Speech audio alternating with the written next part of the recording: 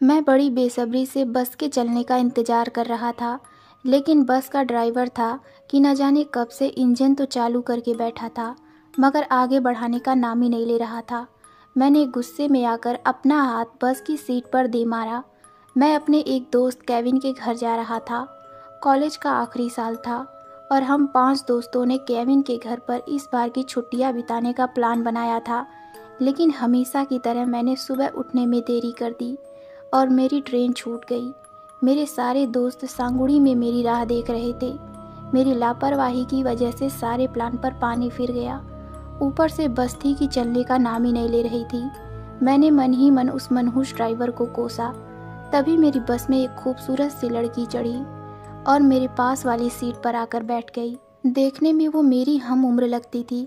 उसे देखते ही मैं अपनी सारी खुन्नस भूल गया। बस तभी बस भी चल पड़ी, जैसे उसके लिए ही इतनी देर से रुकी हो। मैंने तो सोचा था कि आज ये बस छूट जाएगी। उस लड़की ने अपने हाथ जोड़े और आंखें बंद करके खुद से कहा, भगवान का शुक्र है कि ऐसा नहीं हुआ। मैंने देखा उसके दाएं हाथ में एक अंगूठी थी जिस पर हीरे जड़े हुए थे। उन हीरों के बीचों बीच कुछ लिखा हुआ था, लेकिन मैं ठीक से पढ़ नहीं पाया। आप सांगुड़ी जा रही हैं? मैंने बात छेड़ी। जी।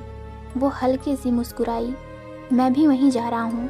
मैं मन ही मन ये सोचकर खुश हो रहा था कि उसकी संगत में सफ़र अच्छा कटेगा। मैं पहली बार जा रहा हूँ। मेरा एक दोस्त रहता है वहाँ। आपको क्या पता नहीं, वो जगह जवान लड़कों के लिए बहुत खतरनाक है। हालांकि ऐसा कुछ मैंने केविन को कहते हुए सुना था कि वहाँ एक चुड़ैल रहती है जो मर्दों को अपना शिकार बनाती है, मगर फिर भी बातों का सिलसिला जारी रखने के लिए मैंने अनजान बनने का नाटक किया। अच्छा, मैंने उसकी बात पर हैरानी जाहिर की। ऐसा क्यों? उस हसीना ने अपनी कहानी शुरू की। कहते हैं बहुत साल पहले सांगुड़ी में एक लड़की रहती थी जिसका नाम वारदा था। वो एक लड़के से प्यार करती थी जिसका नाम था राघव। दोनों के घर वाले इस रिश्ते के खिलाफ थे। वारदा के परिवार को जब इस बात की भनक पड़ी तो उन्होंने वारदा के लिए रिश्ते देखना शुरू कर दिया। वारदा ने जब ये बात राघव को बताई तो उसने घर से भागकर शादी करने की योजना बनाई।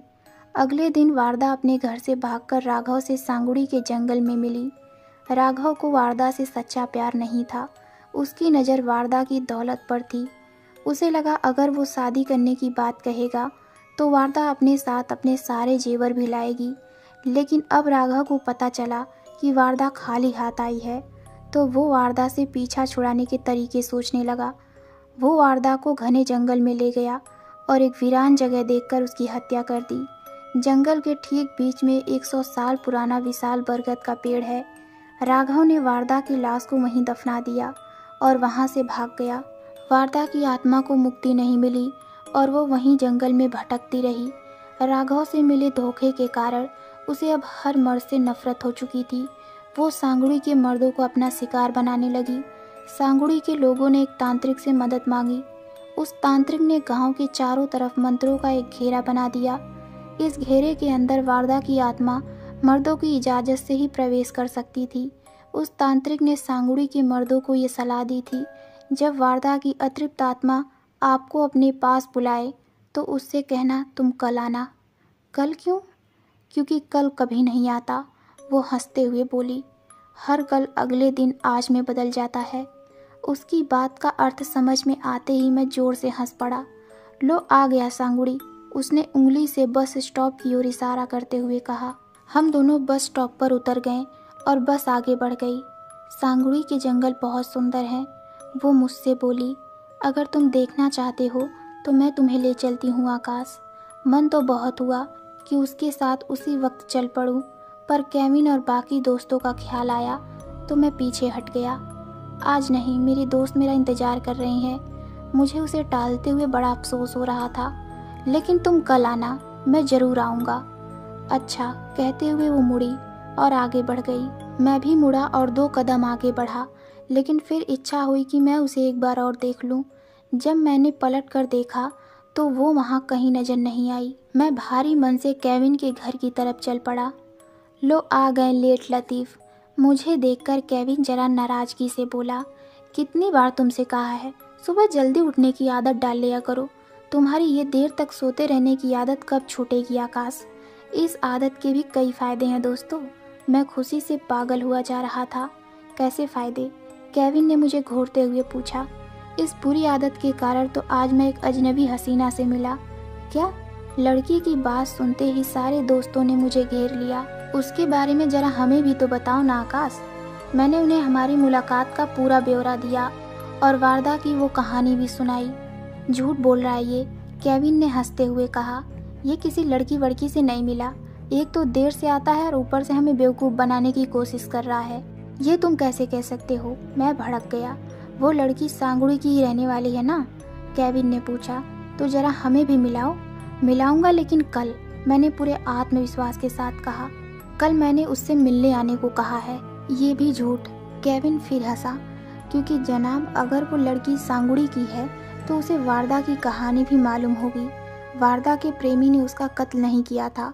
उसने घर से भागकर वारदा के साथ शादी करने की योजना जरूर बनाई थी, लेकिन फिर वो खुद ही गायब हो गया। वारदा ने जंगल में बहुत देर तक इंतज़ार किया, लेकिन जब वो नहीं आया तो वहीं पर उसका इंतज़ार करते करते भूख और प्यास से मर गई। यह है उसकी असली कहानी दोस्तों। यह आकाश तो बस झूठ पर झूठ बोलता जा रहा है। इसे मैंने कहा था कि यहाँ एक चुड़ैल रहती है जो मर्दों को अपना शिकार बनाती है। उसके आगे आकाश ने खुद ही मनगढ़ंत कहानी बना ली। ये कैसे हो सकता है? मुझे कुछ गड़बड़ नजर आई। अचानक मुझे याद आया कि उस लड़की ने जाने से पहले मुझे मेरे नाम से पुकारा था, मगर उसे मेरा नाम कैसे पता चला? मैंने तो कभी नहीं बताया। मेरा दिल जोरों से धड़कने लगा। केविन, क्या वारदा की लाश मिली थी? नहीं, केविन ने सिर हिलाया। चलो मेरे साथ। मैंने केविन का हाथ पकड़ा और बाकी दोस्तों को भी साथ चलने का इशारा किया। केविन के बगीचे से मैंने एक फावड़ा भी साथ ले लिया। जंगल पहुंचकर मैंने पूछा, केविन, वो 100 साल पुराना बरगद का पेड़ कहाँ है? उस तरफ, केविन ने हाथ से इशारा करते हुए कहा। हम सब उस तरफ चल पड़े। बरगद के पास पहुंचकर मैंने खुदाई करनी शुरू की। थोड़ी देर खोदने के बाद हमें एक कंकाल मिला। हम सब चौंक गए। तभी मैंने उस कंकाल के दाएं हाथ पर कुछ चमकते हुए देखा। मैं पास गया और वहीं ज़मीन पर बैठ गया। मैंने मिट्टी हटाई और देखा उसके दाएं हाथ में एक हीरे की अंगूठी है। वो ठीक वैसी थी जैसे उस बस वाली लड़की के हाथ में थी। हम सब ने मिलकर उस अंगूठी पर लिखे नाम को पढ़ा। उस पर लिखा था वारदा। केविन सहमते हुए बोला, अच्छा हुआ आकाश तुमने उसे कल आने को कहा। तो दोस्तों, आपको ये कहानी कैसी लगी हमें कमेंट में ज़रूर बताइए। तो मिलते हैं एक नई डरावनी कहानी में। धन्यवाद।